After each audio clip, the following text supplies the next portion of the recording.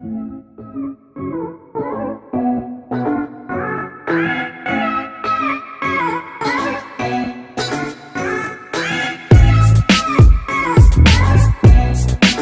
guys, welcome back to Class of Learning. You're with Rahul Sharma, your friend and guide in this class all about why we do need to take care of IGNOU assignment at the time of preparing them and why it is important to write down the best assignments for your examination. हम सब जानते हैं हम IGNOU से course कर रहे हैं, IGNOU के असाइनमेंट्स की वेटेज 30% है. अभी 30% को हम अवॉइड नहीं कर सकते. सीरियसली कई लोग बोलते हैं सर हम असाइनमेंट नहीं देंगे तो क्या हम पास हो जाएंगे. ऑनेस्टली आप असाइनमेंट सबमिट नहीं करवाओगे तो आपका रिजल्ट भी आउट नहीं होगा. Till the time you guys won't submit your assignment, आपका रिजल्ट आउट नहीं होने वाला. अब क्वेश्चन ये आता है सर हम असाइनमेंट कैसे बनाएं, how to make this assignment. मतलब seriously is that important that we need to go through by each and every assignment in details. कई लोग बोलते हैं कि सर किसी भी पेपर को लेंगे और उसमें असाइनमेंट बना देंगे चलेगा.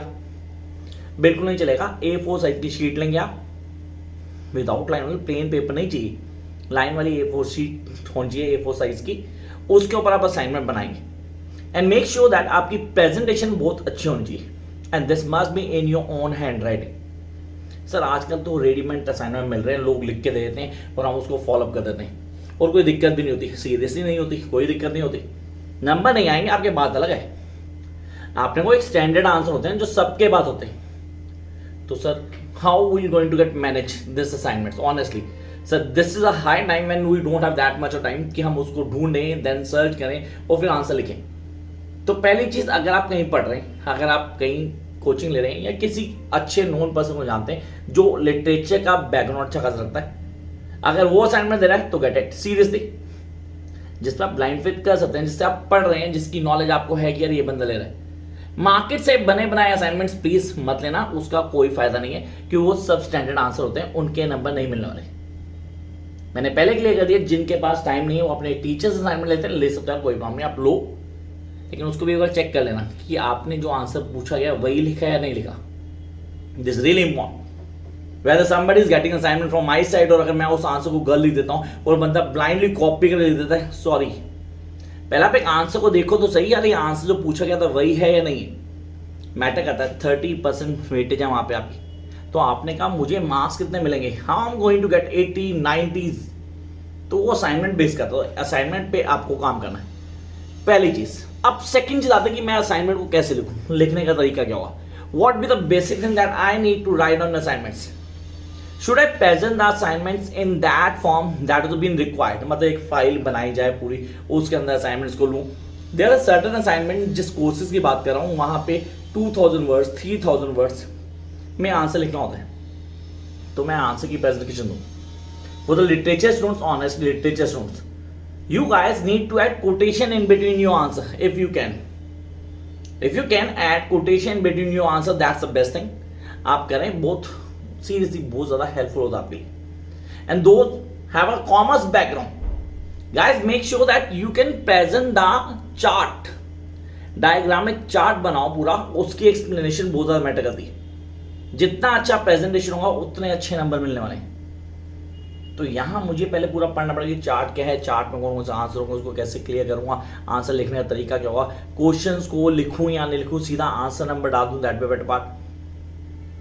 आप आंसर डाल सकते हो लेकिन आप क्वेश्चन लिखते हो तो अच्छा इंपैक्ट पड़ता है. ऑनेस्टली आपके पास बहुत टाइम है, क्योंकि एग्जामिनर जो भी चेक करेगा उसको ये पता है कि इस बच्चे के पास पूरा साल था असाइनमेंट बनाने के लिए.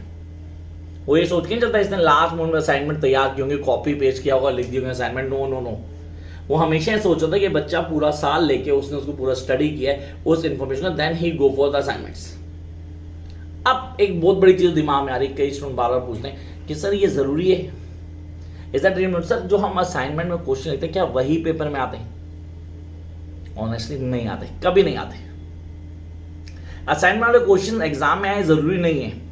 100 में से 2% चांसेस हैं कि अगर आ सकते हैं. लेकिन हाँ, अगर आपने असाइनमेंट खुद बनाया है तो आपको कोर्स कंटेंट की नॉलेज पूरी हो जाएगी. दोस्त who are making assignment by their own, जो अपने आप असाइनमेंट तैयार कर रहे हैं, खुद एक एक चीज को क्लियर करें, दैट्स द बेस्ट थिंग. उससे अच्छा कुछ भी नहीं है. ऑनेस्टली अगर आप असाइनमेंट खुद तैयार करते हैं, थॉरली पढ़ते हैं, एक एक चीज को क्लियर करते हैं and then make your assignment, तो उससे अच्छा कुछ हो ही नहीं सकता. Not at all. तो आप असाइनमेंट अपने आप तैयार करो, वो बेस्ट रोल प्ले करेगा, आप बड़े आराम से कर भी पाओगे।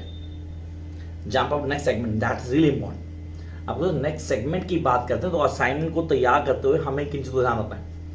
आंसर जब आपका ब्रीफ होगा ना, उस आंसर को पैराग्राफिक फॉर्म में लिखना है। Yes, we need to write in paragraph form, headings, सब हेडिंग्स, बिल्कुल एक पैराग्राफ फॉर्म में पूरा आंसर तैयार करेंगे। And make sure at the end of every answer you guys need to write on the conclusion. जब आप कंक्लूजन लिखते हैं आंसर में, it will give you a compact base कि यार ये आंसर में ये सब पूछा गया था, ये सारी चीजें इसने एक्सप्लेन की। क्या मुझे उस आंसर के अंदर कुछ अंडरलाइन करना जरूरी है, so that I can go with underline the points कि मैं चाहूँ यार ये चीजें वो पढ़े बंदा, अगर वो ये चीजें पढ़ेगा तो मेरे लिए बहुत हेल्पफुल हो जाएगा। हाँ, ये आप कर सकते हो, हॉनेस्टली आप ये कर सकते हो, आपके लिए हेल्पफुल भी होगा। आपने आप चाह रहे थे कि वो बंदा ये पढ़े, and I will go with this, go with the flow, वो मैटर करता है। तो 3-4 चीजें होगी हमारी। पहला, असाइनमेंट खुद बनाएं, बेस्ट रहेगा। अगर बाहर से लेना टाइम नहीं है तो भाई किसी रिलायबल बंदे से लेना, ऑनेस्टली रिलायबल बंदे से लेना जिसको उस सब्जेक्ट की नॉलेज हो। चलो जी, come to the third point, हमें कौन सी शीट पे बनाना है ये पहले क्लियर कर लेते हैं। हम प्लेन शीट पे नहीं बनाएंगे, ऑनेस्टली प्लेन शीट पे नहीं बनाएंगे। आप आंसर पूरी तरह से फ्रेम करेंगे A4 साइज शीट के ऊपर, जो लाइन वाली होगी शीट।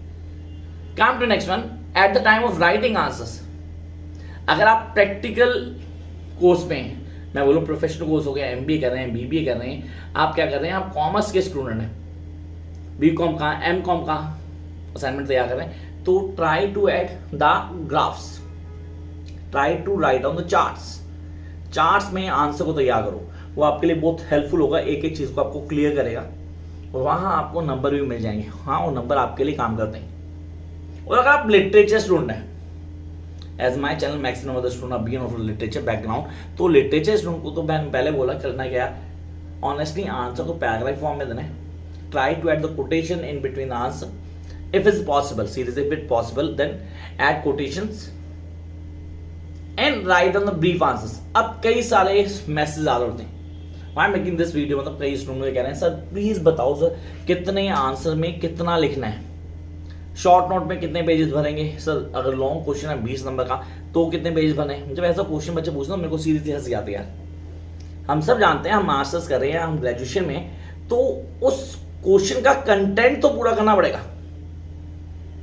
नॉर्मली 5 और 20 नंबर के हिसाब से बताता हूं। अगर 5 नंबर का क्वेश्चन है लाइक a short note, तो 1 and 1.5 page is more than enough. Seriously, 1 and 1.5 page is more than enough. 20 marks का हो गया, AC को मल्टीप्लाई कर 4 से, तो it's around 5 to 6 pages, that be more than enough. आप आराम से चीजों को डेलिबरेटली एक्सप्लेन करेंगे, एक एक चीज को बताएंगे और वो आपके लिए काम भी करता है। अब आपने कहा हमारे लिए सारी की सारी लेटेस्ट नोट्स हैं, उसको कैसे क्लियर करना है, कैसे जमा करवाना है, क्या सारे पॉइंट वो तो एक दो मेंशन कर रहा है। But why I am making this video, मैंने पहले बोला था कि आप असाइनमेंट बनाते हुए जो सारी बातें बताई इनका ध्यान रखना। बाकी रह गया, अब एग्जाम्स आपके आ चुके हैं गाइस, तो wish you all the best, catch you very soon with a new video, bye guys.